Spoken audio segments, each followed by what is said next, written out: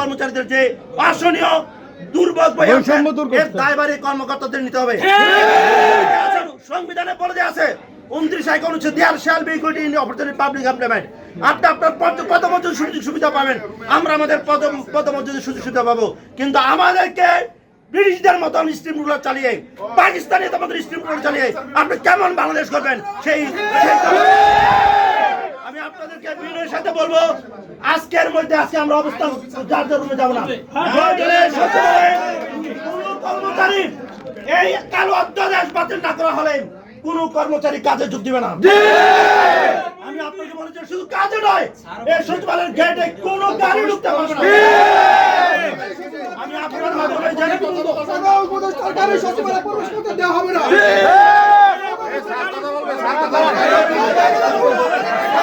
সবাই কথা বলবে না।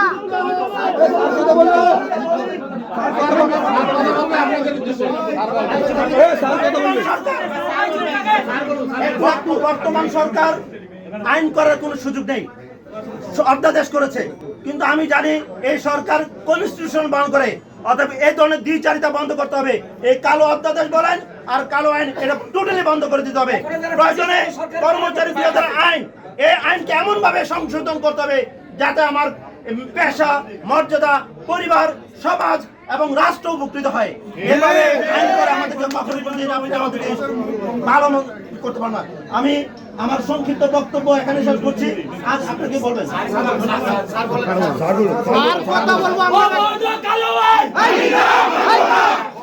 আপনারা কেউ কথা বলবেন না, স্যার কথা বলবেন, কেউ কথা বলবেন না। এই বাইরে সাইলেন্ট থাকতো কম।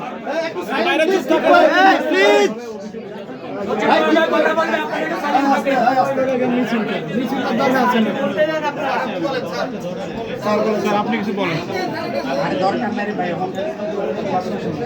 এই জায়গাটা আপনাদের আমাদের সবাই, এই দরজাটা খোলা এই কারণে আপনারা সবাই আসছেন, আপনাদেরই জায়গা। আর আমার মনে হয় যে আপনারা যতটুকু বললেন আমি শুনলাম, কিন্তু সিদ্ধান্ত জ্ঞাপন তো আর আমার একটি। আর আইনটা মনে হয় এখান থেকে মানে মূল আইনটা জনপ্রশাসনের সরকারি চাকরি আইন কি অ্যামেন্ডমেন্ট হয়েছে। তো আপনারা যতটুকু বললেন আমি আর সিদ্ধান্ত দেওয়ার মতো তো সুযোগ আমার নাই। আচ্ছা স্যার, আইন মন্ত্রণালয়ের আছে স্যার ভেটিং এর যে ভেটিং যদি আসে ভেটিং তো স্যার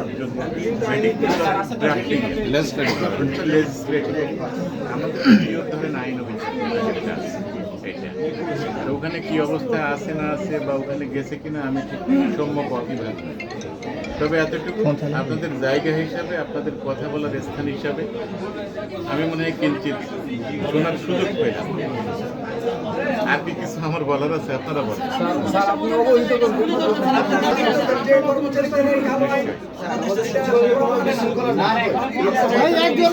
সবাই বলবেন না, নজরুল ভাই বলতেছে আমাদের পক্ষ থেকে যে এরকম সবার এই তো।